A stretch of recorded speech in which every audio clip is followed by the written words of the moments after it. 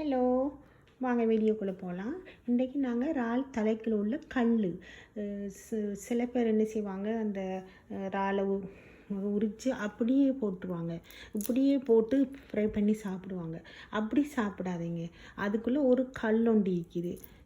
அந்த அந்த தலைக்குள்ளே நீங்கள் இப்படி தலையை எடுக்கக்குள்ள அதுக்குள்ளே ஒரு கல் ஒன்று இருக்குது. அந்த கல்லை நீங்கள் இப்படி எடுக்கும்போது அந்த கல் இங்கே பாருங்கள், இதுதான் அந்த கல். இங்கே பாருங்கள், இதுதான் அந்த தலைக்குள்ள உள்ள கல். விளங்குதா? இந்த கல்லை நீங்கள் எடுத்துருங்க. இது நீங்கள் எடுக்காமல் பொறிக்கும்போது உங்களோட வாய்க்கில் சப்புப்படும். ஒரிஜினல் கல் மாதிரியே அதை விட ஹார்டாக கடிப்படும்.